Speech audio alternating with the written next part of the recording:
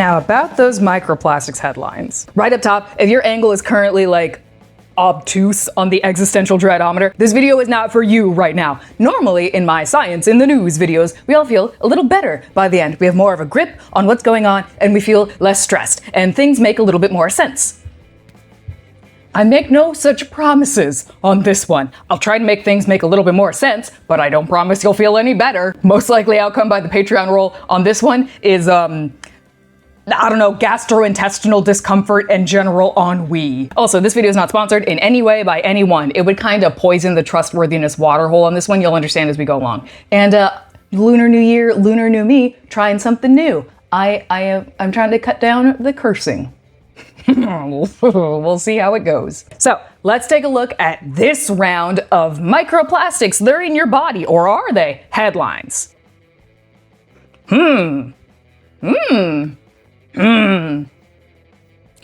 Okay, so from that smattering, your reaction would either be, yay, or ah! What set off this round, the letter in question, yes, a letter, not a research paper, I'll explain later, was published in the journal Nature Medicine, November 13th, 2025. The Guardian is credited for making this a story, and that ran in January of this year, 2026, in case you're watching this in the future. Headlines then kind of rolled out for the next couple of weeks or so from other news outlets, more or less rehashing the same Guardian story. So if you, which you wouldn't, of course, ever, but if someone were to do that thing that everyone says they don't do, but then everyone actually does, which is where like, you kind of just get the gist of what's going on without actually reading the story, like you just looked at the headline, you would probably deduce from all these headlines, from all these different sources, that what's going on is that, well, maybe there aren't microplastics in our bodies at all. Yay! Right? Oh boy. Look, we can insist no one should ever judge a book by its cover and that you shouldn't draw conclusions from headlines without reading the source and checking the citations and like, you know, understanding the reputability of a source and, you know, but like, living in reality, that's not gonna happen. Most people aren't gonna do that most of the time. Is it not too much to ask that headlines from news outlets, which take themselves seriously, okay, the ones that call themselves good, at least run headlines that are true, or at the bare minimum, not misleading? Am I asking for too much here? A headline you will never read unless someone with my own same set of personality flaws like won the lottery and started a science magazine is like, answering expansive multifactorial problem continues to be very challenging.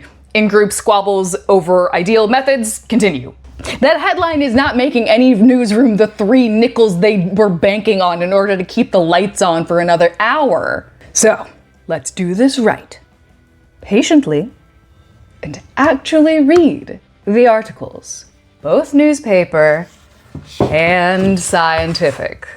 Radical, I know. This kerfuffle began when The Guardian ran a piece about how a growing number of chemical analyst scientists penned a letter about becoming frustrated that there's no like consistent methodology across the board for conducting all these different microplastics in tissue studies. There's a lot of them that have been coming out over recent years. A lot of groups, a lot of different disciplines are interested in conducting these studies, but the field has never sat down, or all these disparate fields have never sat down to figure out like, how do we do this?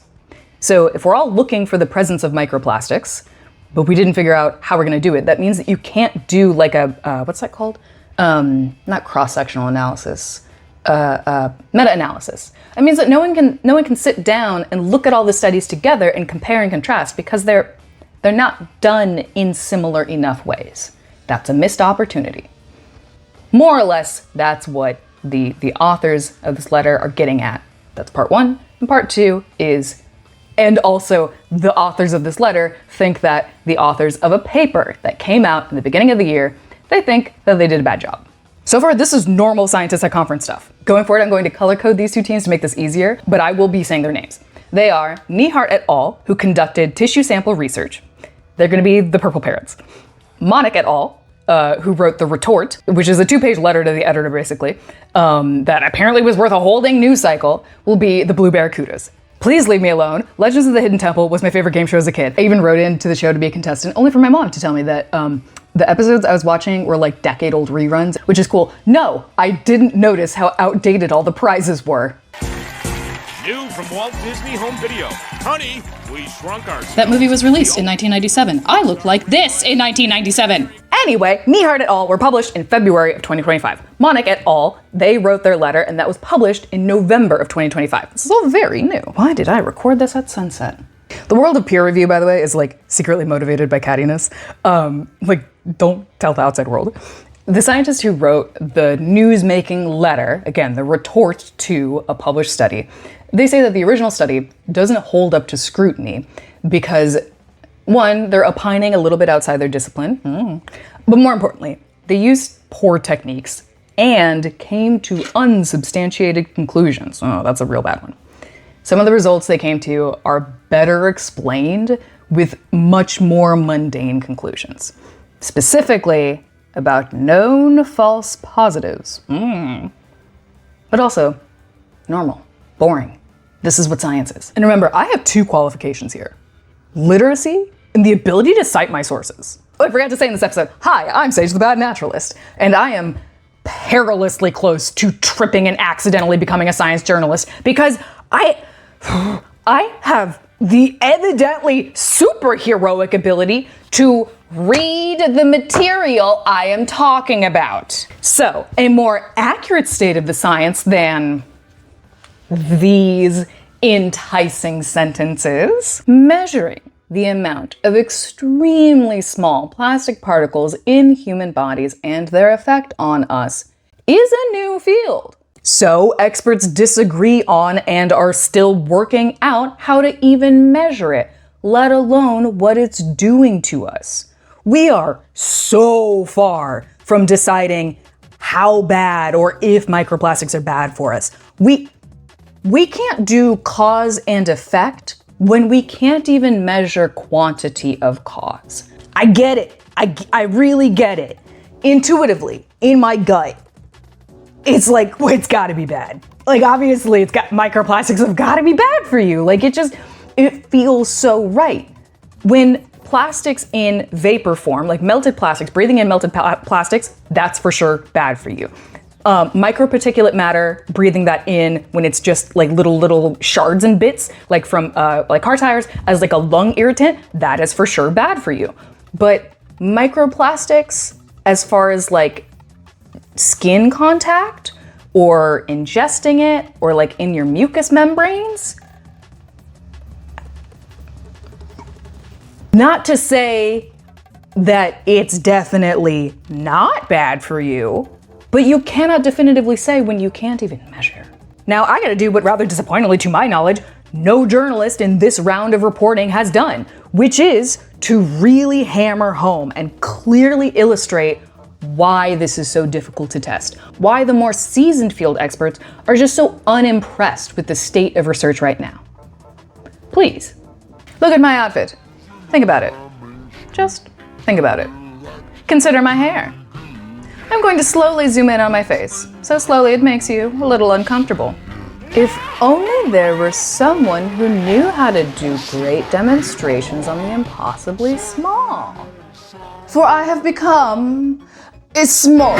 Specifically, I have become 1,000 times smaller. I am ordinarily 1.55 meters tall. Now I am 1.55 millimeters tall. Nothing else has changed. Just me has shrunk, nothing else. And don't you dare come at me with, well, how would your cells function at that tiny scale? Scientifically, that doesn't make any sense. Her boss was what? Let's get a grip on the scale we are dealing with down here. Behold, an eyelash, specifically a bottom eyelash, one of your smaller ones. Isn't it gross and horrible? I loved making it. Down here, a grain of rice would be as wide as I am tall. And look, a single piece of pollen, a thing we ordinarily refer to in the aggregate, just one pollen. It's just one. In order to see these, you usually have to use an electron microscope in order to get any shape out of it. Amazing! If you're bothered by my choice of prop for pollen, you're either thinking too hard or not hard enough. Now, given my visual aids and the images attached to headlines over the years of every microplastics headline you've ever read, it seems that they always use more or less the same picture every time. How big do you think my microplastic prop is gonna be? I've actually already got it. You might have to come a little closer. Little closer. No, I didn't send it in the shrink ray twice. a little closer. At this scale, in which I am 1.55 millimeters tall, microplastics, ostensibly from your balls or brain or whatever, is just barely visible in the palm of my impossibly tiny hand. And these aren't even the most contentious particles. The nanoplastics, those 1,000 times smaller than this, are the real hotbed of debate and the forefront of genuine medical concern. And where we have nearly no ability to detect and measure. If I were to shrink down 1,000 times again, this little microplastic now looks like this. This thing is a nanoplastic, a shred of human-made petroleum byproduct likely intended to be briefly or perhaps only once used, ground and shred, breaking ever smaller but never decomposing. This is likely just a few polymers linked together, just a couple of molecules of polyvinyl or polypropylene or ABS plastic. Bits this size are small enough to pass through the cell wall and potentially the blood-brain barrier. At present, we have no technology available to distinguish them in tissue sample scans. Has the existential dread started to set in yet? Great, I'll make it worse while I re-embiggen myself. Oh, it only now occurred to me I could have made myself tall. And now let's discuss. Oh my God, I was not expecting to come out of this taking sides, but I am fully, totally, unabashedly team letter. Monikh et al., girls, you ate. And frankly, you left crumbs. You could have dunked harder, but you exercised restraint, and that actually makes it better. So remember, the letter, that's it. This is the thing that made news. This is by Monikh et al. The paper, whole scientific paper, Nihart et al. Paper is titled Bioaccumulation of Microplastics in Decedent Human Brains. Decedent, that means dead, as in deceased. I learned so many new words reading this one. These researchers took samples from 3 batches of autopsy tissues collected and put in stable storage shortly after death, all within 48 hours of the humans who donated their bodies to science dying. All were brain, kidney, and liver tissues. Think about those. And they all died in 2016, 2024, and then there was one batch that ranged from 97 to 2013. And they were all prepared in the same way. So I've just started, we've gotten to my first little antenna twitch, which is that they did not do this analysis in 2016 on fresh corpse samples, and then come back in 2024 for another fresh set of samples. They compared 84-month-old and 4-month-old samples side by side. Now, I do not know anything about tissue preservation. The closest I have to any connection to this whatsoever, and this is absolutely true, in the 9th grade they had everyone take one of those like personality career match questionnaire things. And I, for some reason, you're supposed to get top 3. I didn't get top 3. I only had top 2. My number 2 was marine biologist, which you might think, oh, that makes a lot of sense for you, Sage. Yeah, except that I lived in Kansas, so like, but my number 1, and it was by a long shot, like there is like, the marine biologist was like an 80% match. I had like a 99% match for coroner. And the survey, the questionnaire said that I would be an incredible match for coroner because I am analytical, scientifically minded, work well on my own, and dislike working with others.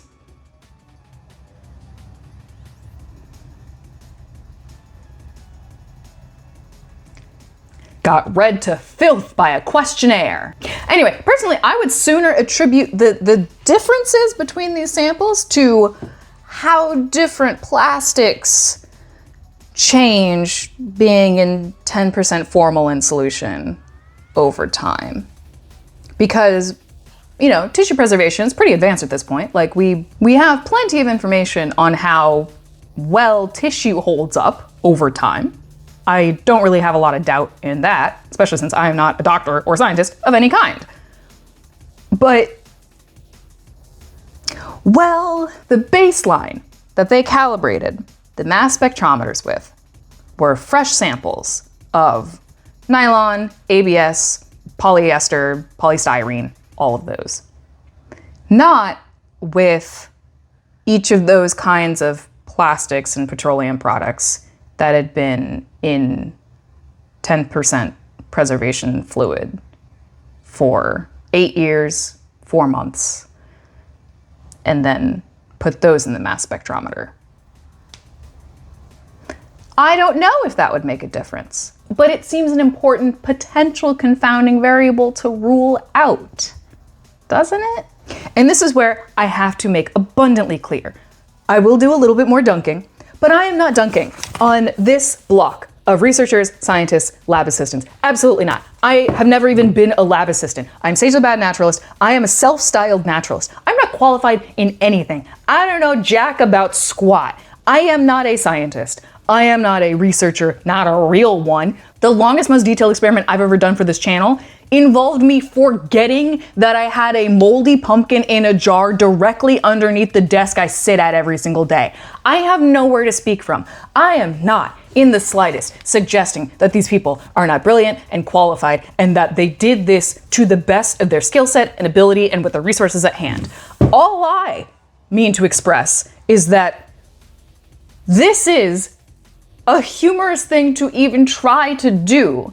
The attempt to find a needle in a haystack, that's funny. It's funny to try to find a needle in a haystack. It's obviously very hard. So I will confidently dunk on science journalists a little bit later. I do think that the authors of this paper make very good points, but I by no means intend to suggest that I know better than these actual PhDs. Come on.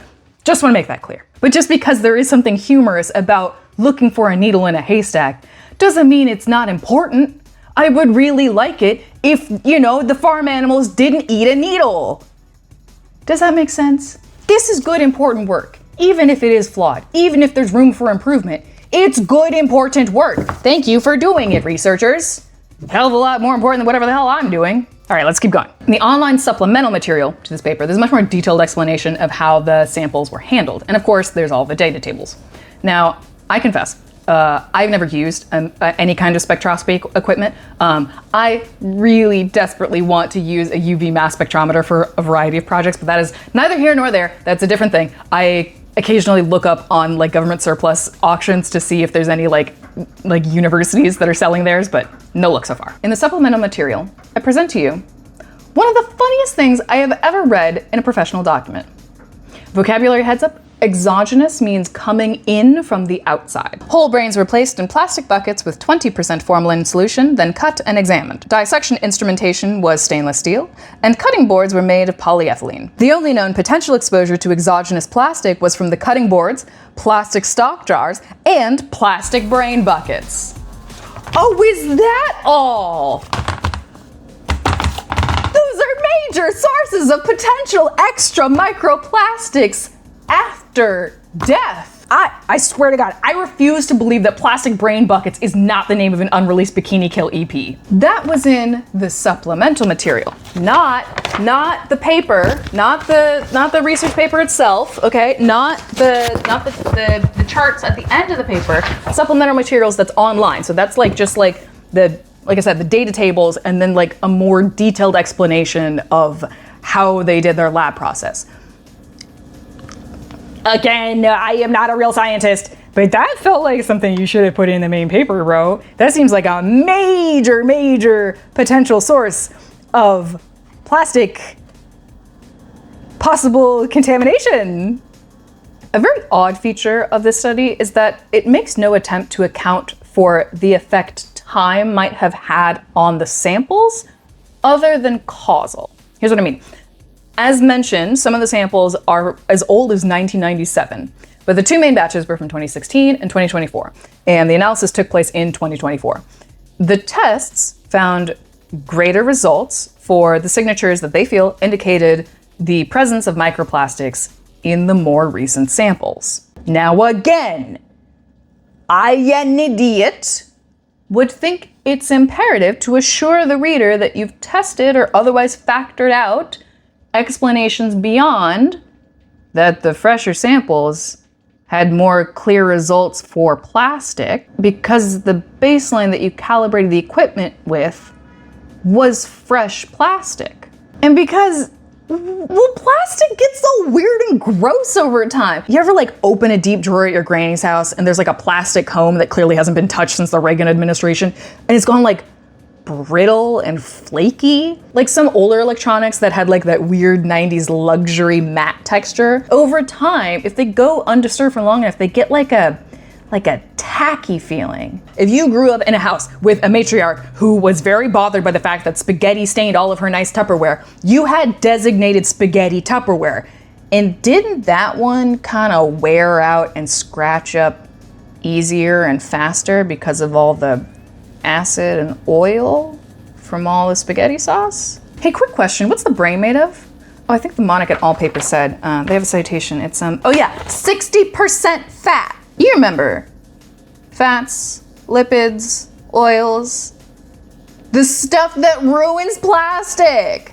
I found myself screaming reading this paper like it was The Legends of the Hidden Temple at the very end and the dumbest child with the worst spatial reasoning just got to the room with that goddamn silver monkey. This room made its way into every temple layout, and despite the puzzle only being 3 pieces and never changing over the show's run, the kids had an incredibly difficult time putting it together. It goes on, it's not how, nope, other way.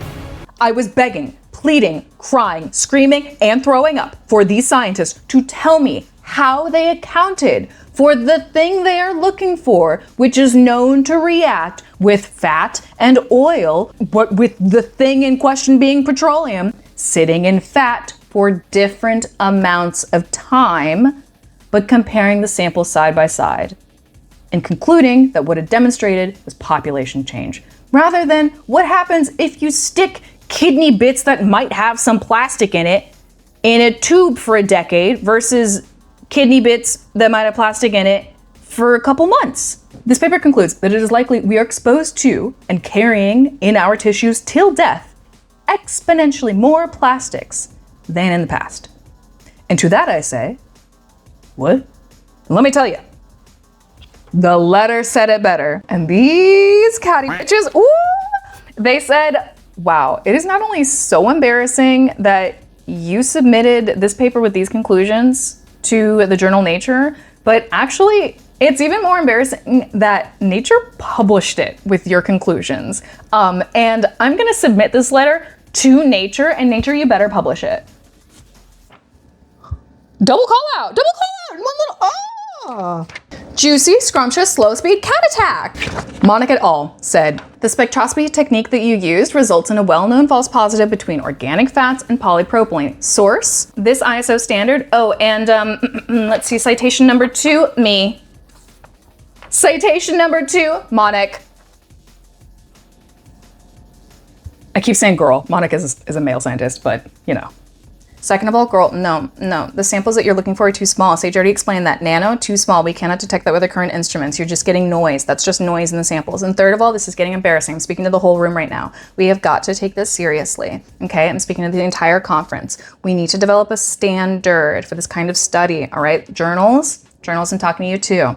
We need to observe that standard. Otherwise, we're going to lose public trust if we keep publishing these sorts of conclusions on such shaky foundations, okay? No, I will not take any questions. Thank you. I love it. I love science. I love scientists.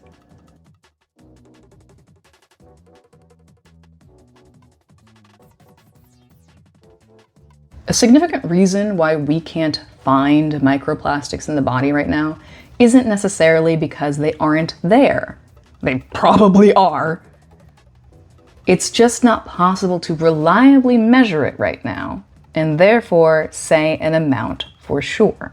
But how can that be? I mean, we've built machines that can make tiny little black holes that exist for a fraction of a second. We can suspend individual atoms between laser beams. Like, what do you mean we can't, like, dig out a couple of plastic fragments from some corpse tissue? One word. Ubiquity.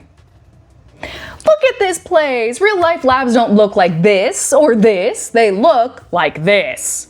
Top to bottom, inside and out. It's petroleum city in here. And you know what else is Plasticopolis? The whole dang planet. Our clothes, our containers, our our electronics, every single mode of transportation, including your own 2 feet unless you got the dogs out 365. It's all creating microplastics. Anything made of plastic that wears out, that means it shed microplastics. Your car tires, your backpack straps, your shoelace, the decorative print on your house keys, the elastic in your socks, the film over the buttons on your microwave, the handle on your kitchen knife, the tread of your boots, absolutely everything that can wear down, wear out. And that's excluding the stuff that we don't just directly wash down the drain or immediately place straight into a landfill the moment we have stopped using it. It's in every soap, every product, every tool, every container, every container's container. Did you know that the mineral of mineral oil is petroleum? It's everywhere. It's in the air. Your air, the air that you're breathing now, my air that I'm breathing now. You think that's air you're breathing now? It is, but it's also a little teeny bit plastic. If you're sitting on textile upholstery right now, I'm sitting on a nice little velvet chair that I reupholstered myself. And this upholstery, it's polyester. You know, dust? Dust is mostly dead skin cells and textile fragments. Even if all your clothes are natural fiber, cotton, linen, silk, all that. Are your curtains? Your rug? Your dog bed? But please, don't hyperventilate. You'll get more plastic fibers in your lungs. But seriously, don't be alarmed too much. Because despite all this, what hasn't killed you so far? We're not coughing up Lego brick blood clots. It may be that microplastics are long enough chain polymers and big enough chips that our mucous membranes can gloop to the rescue like they do with all the other debris at this scale. You know, pollen, dander, little mold spores. Maybe it's goo to the rescue. Maybe it's an accumulation thing, like with kidney stones, where it's only a problem once enough of it has built up and it's on the move. Maybe we get lucky for once in our self-sabotaging history and it's just inert. Or maybe we can't break it down or expel it, but we just make a little glob of like human ambergris and like put it on the back of a shelf at the back of each organ. No one knows yet. But at the very least, it's not currently the apparent culprit for some ubiquitous, otherwise unexplained dire phenomenon. So now, let's discuss. Why is it like this? I know why it's like this. That was rhetorical. I know the answer is, but it's not even hard. Before I dunk, I just need you to know, it's not even hard. If you're like undergraduate, college level literate and patient, you could write a good version of these science articles, which most journalists have bachelor's degrees. It's not like this is beyond them. So allow me to get a little mean and a little mad. Science journalism is apparently the hardest thing on earth based on how poorly it is done. Jeez Louise. Now, I'd never make an accusation without being able to substantiate it. So I'll just share that I got the vibe, the feeling, the impression that each of the writers of these articles gained their understanding of this situation through interviews of either the paper or response letter authors, or an outside relevant subject matter expert. Nothing wrong with that, of course. But I just can't shake the feeling that no one read the paper or the letter beyond the abstract, if at all. Just a feeling I got. And it's a feeling I got because in, say, this futurism article, remember, editors write headlines, okay? Not authors, but the author in a healthy newsroom, which I assume few are, should still be able to say, no, that's false. No! No one is suggesting that all the studies be called into doubt. No one. That's only an accusation you would come to if you didn't read the letter. So what's my advice to you about microplastics and our health? I have none. I'm not a doctor, and certainly not your doctor. But I do know that worry is bad for you, measurably, empirically. That is uncontested. There are no catty letters to the editor about that. The autoimmune disease of the spine that I have comes in flares. It comes in waves, and I had a terrible one in autumn of this year, which is why I basically stopped making videos for the latter half of 2025. Nothing will ramp up the swelling and the pain and the agony in my dumb little bones like worry and stress.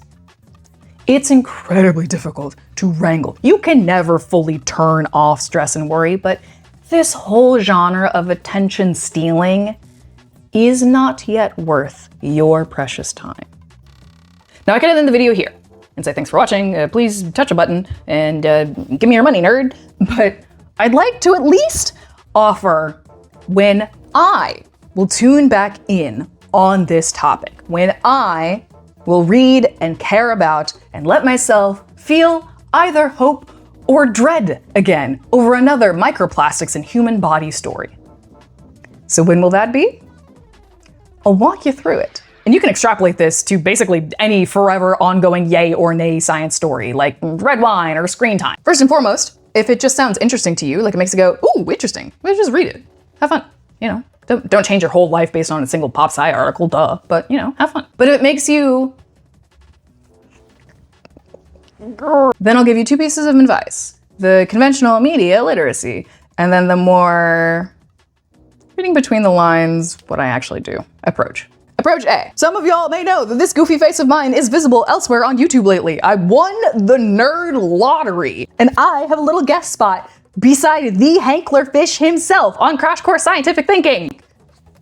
Insane, like truly won the lottery here. And longtime Bad Natties will know I've been working on a huge video titled How to Think Good When You Kinda Don't Know Anything, which is my dumb silly way of saying scientific thinking. One of the episodes, no, I don't remember which, and yes, I could go look it up in the script notes, but no, I won't. It's about how to like gut check. Don't worry, there's no overlap between this. Still go watch that episode when it airs. They're all so good. So let's see if we can figure out if some of the microplastic anxiety that these headlines deliberately induce is even plausible before we decide if we will worry about it. So let's say the headline claim is that there's a gram of microplastics in your body. Click my headline, buy my affiliate detox tea. Your knee-jerk reaction, your gut check, wait, is that plausible? Okay, so I'm a cheeseburger asphalt American. I don't use SI units on a daily basis, so I don't actually have a confident idea of how big a gram is. Okay, so it's like roughly a quarter teaspoon. Remember, it's a whole like a weight volume thing, and like teaspoons are like roughly. Okay, so there's like roughly a quarter teaspoon of plastic in my brain. Well, a quarter teaspoon is pretty small, but like, it seems like a lot of debris in my body. But then again, I am made of many teaspoons. And also, I could probably just like eat a quarter teaspoon of plastic and not instantly die. All right, so that's not cuckoo bananas. That headline doesn't sound deranged to me. If it doesn't cause me worry, then I'll read it. Now, a headline that says 100 grams, that's less plausible. So then you'd say, idiots, and then close the laptop lid, right? No! You'd say, what? That's ludicrous. Who are your sources for this outrageous claim? And then when they absolutely don't have any, or the source says 1 gram, not 100, then you get to say that the New York Post is packed to the gills with idiots, morons, and buffoons. And occasionally, like, decent journalists who, like, write for them on contract every once in a while. It's hard out there. That's a real bummer. That's the difference between healthy skepticism, which is not taking dubious claims at face value, and instead seeking evidence, from cynicism. Everything's fake, and I'm smart and right about everything, and I don't even need to fact check. You know, Reddit jerks. So there's approach B. So from one science enthusiast layperson to probably another, don't even bother until the verb of the headline is a real heavy hitter. No caveats, no qualifiers. If the verb is not a real blockbuster movie star level action word, I don't let their distraction tactic get to me. And I mean, you can carry that to any kind of news about anything. So here, I'll show you some dummy headlines on this topic to make my point. Some scientists say they may have taken a step towards microplastics breakthrough. pathetic. That headline hedges bet any further to be a member of the Horticultural Society. Did this team of researchers crack the code for finally detecting microplastics in our bodies? If a headline is a question, the answer is always no. Throw it in the garbage. Researchers verify. That's a verb that goes to the gym. Researchers verify findings that microplastics can survive stomach acid or whatever. This is a fake headline. Don't screenshot this. Fart toot. Scientists at very impressive university win Nobel Prize for methodology to detect microplastics in human tissue. If you see a headline like that, a headline with nerves of steel that states something declarative with true confidence, then you can tune back in. Because until then, homie, is everywhere. It's in everything. It is everything around us. This dynamic wonder material took over the planet before we had a chance to decide if it was a blessing or a curse. So what do we do? Just give up because they're really that hard to see? Assume they're definitely there, but who knows how much? No! Have you met a scientist? They're a very neurotic and frankly kind of petty bunch of people. And on a personal level, chemical analyst scientists, they need to know how much plastic is in us, and they need to know with confidence. The scientists raising doubts, again, are not agents of big, or I guess little petroleum. They want to know how much plastic is in us. They absolutely want to know, but they want to know with accuracy. So what can we do besides be patient and let the experts cook? That's it. I mean, if it's stressing you out, stress is bad. So, avoid heating up plastics. Warming up plastic makes more microplastics than cold. So, use glass Tupperware, stuff like that. But other than that, let the scientists cook. Leave them alone to go develop more rigorous, consistent standards. Let them go. Back to the lab again. Hey, thanks so much for sticking around until the end. These are the patrons. Thank you so much, patrons. You are incredibly generous because you are the only people who know that ain't shit in the Patreon. There's nothing in there. My Patreon looks like this. It's basically been a tip jar this whole time, but not anymore. I actually filmed a travel video in which I went to the San Francisco Botanical Garden looking for mushrooms, and you will never guess how many I found in there. Holy cow, it was so much fun. I'm making a little mini video to put up there. It's not educational, it's just fun. It's just a little vlog. So that's why I'm paywalling that one. I'm never gonna paywall anything that is like informative, that I think is worthwhile, important information to know. It's not quite done yet, so don't pay for anything if you are super excited for it, but I'm not doing a good ad pitch right now. Anyway, if you are interested in giving me money, do that.